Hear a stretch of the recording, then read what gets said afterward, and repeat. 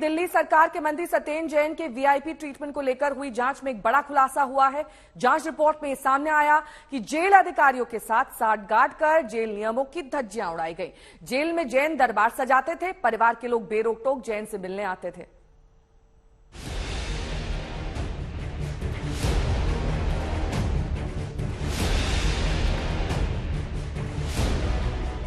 Tihar jail में massage कराते Satyendra Jain. Tihar jail में बाहर का खाना खाते सत्येंद्र जैन। जेल में लगता था सत्येंद्र जैन का दरबार।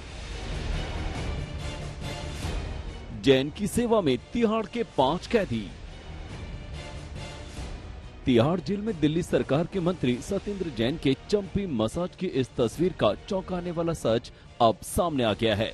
जेल में सत्येंद्र जैन को मिले वीआईपी सत्कार को लेकर हुई जांच में कई चौंकाने वाले खुलासे हुए हैं।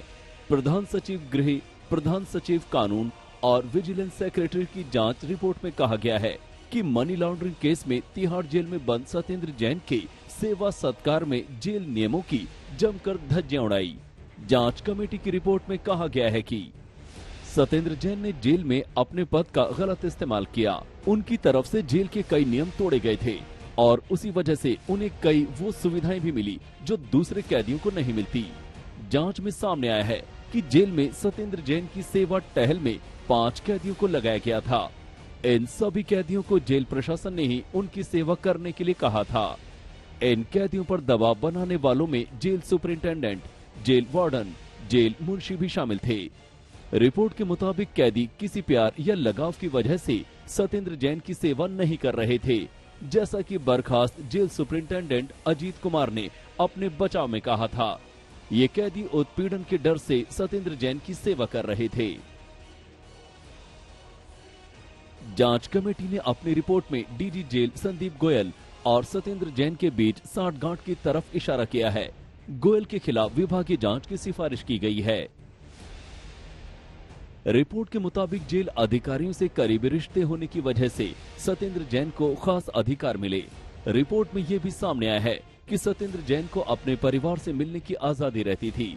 रिपोर्ट में कहा गया है कि जेल नंबर 7 की ड्यूटी पर तो बिना किसी मंजूरी के सत्येंद्र जैन के परिवार के सदस्यों की एंट्री होती थी।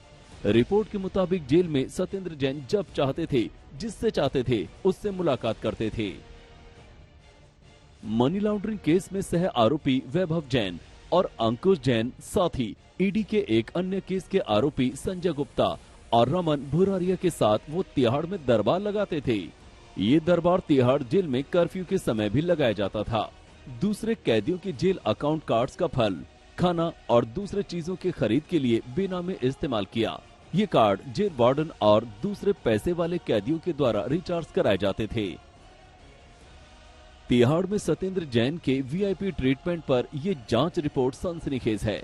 सत्ता के रसूख के आगे कायदे कानून कैसे टूटते हैं, जांच रिपोर्ट में ये बेनकाब हो गया है। कुमार कुणाल, दिल्ली, आज तक।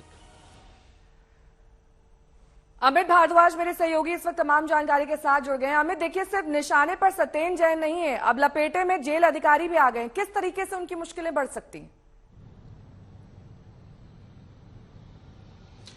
जी बिल्कुल सही नेहा। अब सिर्फ निशाना इस वक्त सत्येंद्र जैन पे नहीं है, क्योंकि रिपोर्ट सामने आई है और देखिए 3 सदस्यीय रिपोर्ट है जिसका हवाला हम दे रहे हैं और उसमें कई सारे ऐसे डिटेल्स हैं जो चौंकाने वाले हैं। इस रिपोर्ट के तहत असल में ये पूरा का पूरा मामला तब तूल पकड़ा था जब एक के बाद एक स्टिंग ऑपरेशंस रिलीज हो रहे थे तिहाड़ जेल से और फिर इसकी जांच बिठाई गई। तो जांच प्रक्रिया में, जैसा कि हम अभी बता रहे थे अपने दर्शकों को नेहा, कई सारे जो वायलेशंस हैं वो सामने आए हैं और सबसे अहम वायलेशन उसमें ये दिखने को आता है कि 4 से 5 व्यक्तियों को सत्येंद्र जैन की सेवा में लगाया गया था। ये लोग अपनी मर्जी से सेवा नहीं कर रहे थे, बल्कि उनके ऊपर जेल एडमिनिस्ट्रेशन का दबाव था। और जो अहम बात निकल के आई है कि 2 अधिकारियों का नाम भी आया है इस रिपोर्ट में, जो लगातार सत्येंद्र जैन से मुलाकात करते थे, जिनकी करीबी रिश्ते होने की बात कही गई है। तो ऐसे में उन जेल अधिकारियों के लिए मुश्किलें अब बढ़ सकती है, क्योंकि वो जांच के घेरे में हैं और एक कमेटी की रिपोर्ट बकायदा इस मामले में सामने आ गई है। तो अब सिर्फ राजनीतिक आरोप नहीं है, बिल्कुल राजनीतिक आरोप प्रत्यारोप का दौर जारी है। बहुत बहुत शुक्रिया अमित इस तमाम जानकारी के लिए आपका।